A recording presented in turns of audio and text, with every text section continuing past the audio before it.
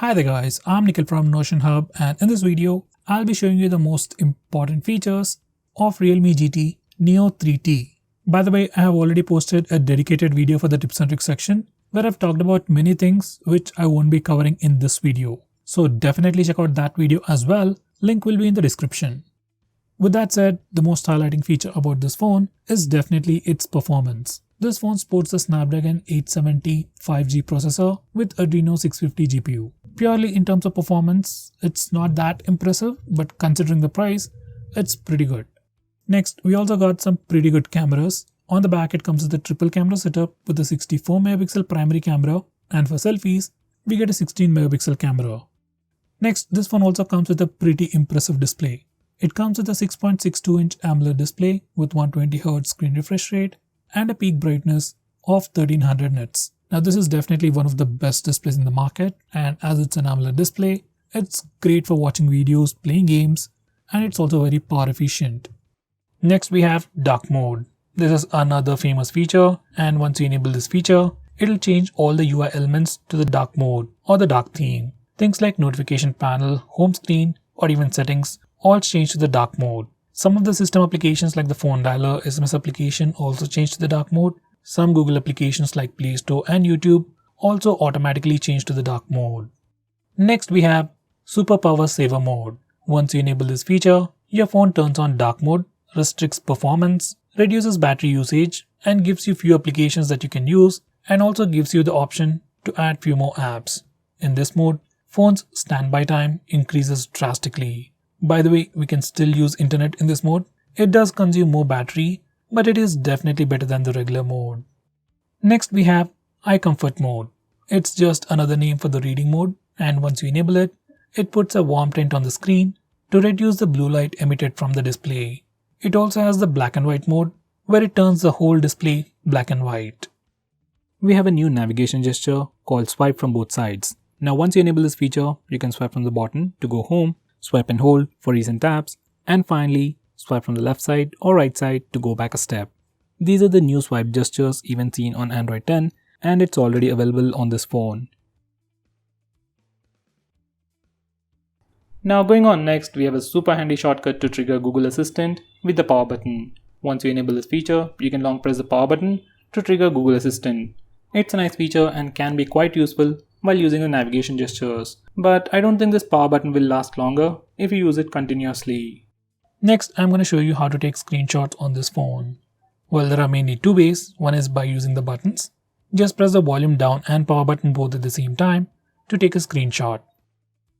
Next, we also have the 3-finger screenshot gesture. Once enabled, you can just swipe down using 3 fingers to take a screenshot. By default, this gesture is always enabled. Next, I'm going to show you how to take a long screenshot. First, take a screenshot. You can either use the buttons or the gesture. Once you have the preview of the screenshot, just swipe it down to take a long screenshot. If you have already opened the screenshot, you can click this button to take a longer screenshot. Next, we have partial screenshot. For this feature, we are going to use that 3-finger screenshot gesture in a different way. Once you enable this feature, you can just touch and hold the screen to take a partial screenshot. You just need to place the 3 fingers, then slide it slowly to take a partial screenshot. Now going on next, this phone even comes with screen recording. I really don't know why you want to record your screen, especially on an Android phone, but for some reason if you want to record it, you can start it from the notification toggles, or you can also use the smart bar, which can be accessed from anywhere by swiping on the right side corner. You can stop recording by clicking the stop button on the floating bubble. Next we have flash on call.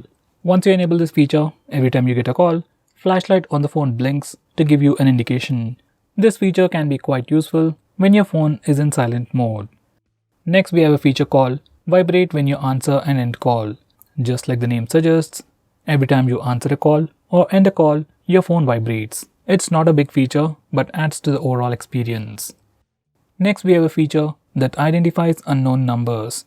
Once you enable this feature, whenever you get a call from any unknown number, your phone will check its online database and try to find the contact name.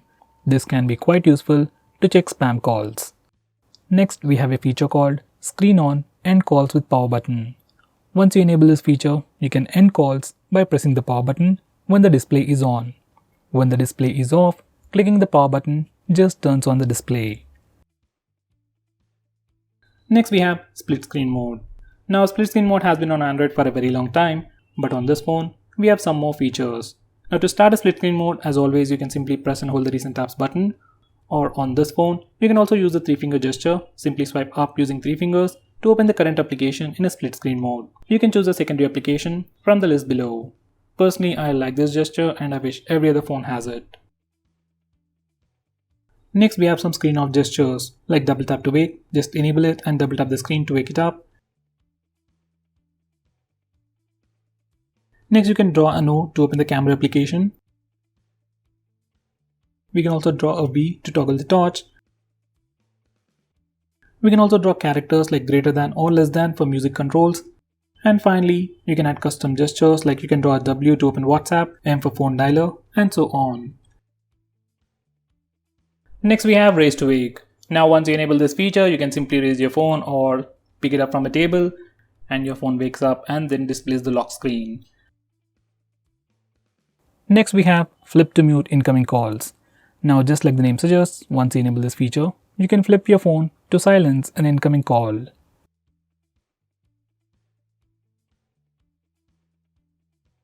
Next we have one-handed mode.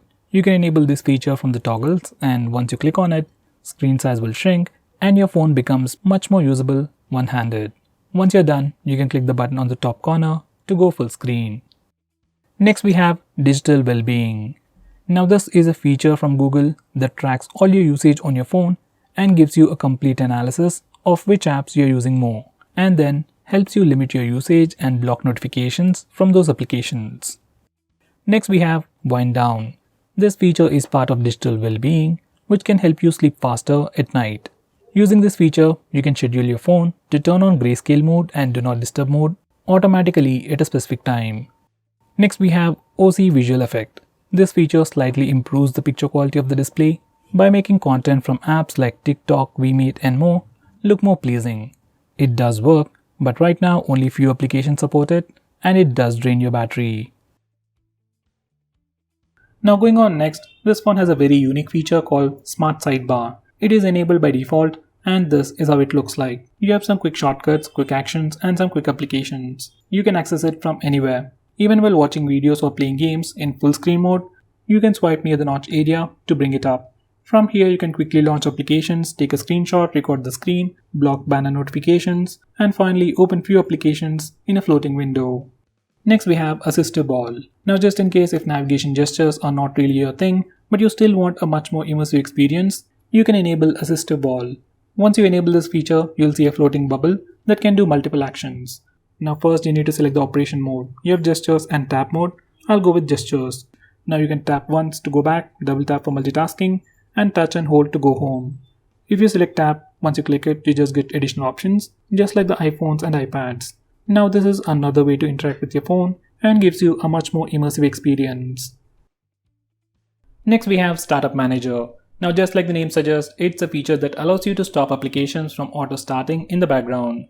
Now most of these applications automatically start in the background and then drain your battery life. And for the most part, just applications like maybe Instagram or WhatsApp needs to be allowed to auto start. So you can disable auto start permission for all these applications and further improve the battery life. Next, we have an app lock built into the system, and unlike most phones, we can unlock locked applications either by using the password or the fingerprint scanner, and even by using the face unlock feature. So if you're already using face unlock feature on your phone, most of the time you won't even see the lock screen. Now because of this one particular feature, you can lock any application you want and you won't be inconvenienced in any way. Next we have clone apps, which is a feature that allows you to use two instances of the same application.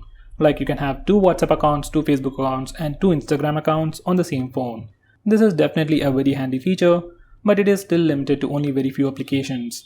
Let's say if I want to use two Paytm accounts on the same phone, we can't do that. Next we have Game Space. Now this feature or application just tries to improve your gaming experience and gives you a lot more cool features.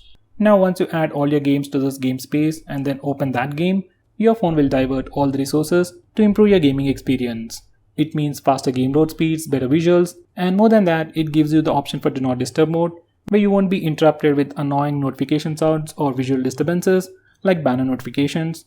You also have different power profiles to improve the performance or battery life. It also gives you the option to disable auto brightness, which is missing on many phones out there.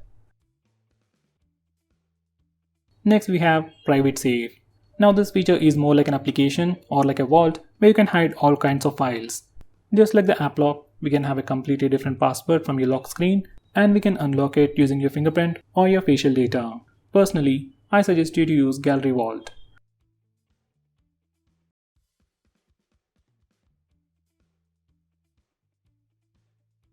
Next we have Automatic On-Off. Now this is another weird name for schedule power on and power off, and using these settings, we can automatically turn on and turn off your phone at a specific time. Next we have Kid Space. If your kid is troubling you about your phone, he wants to play some games, or maybe sometimes he accidentally purchases stuff, Kid Space can be quite useful for you. Once you configure this Kid Space, your kid will be able to only use specific applications that you choose, and he will be able to use your phone only for a specific amount of time. Once again, it's a nice feature, but if your kid already knows your password, it's completely useless. So guys, those were all the best features. If I missed out on anything important, do let me know by commenting below this video, and make sure you check out my video on tips and tricks section. Link will be in the description.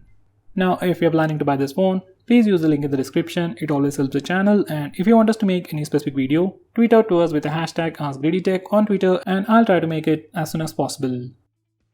I'm Nikhil from GreedyTech signing off. Have a nice day.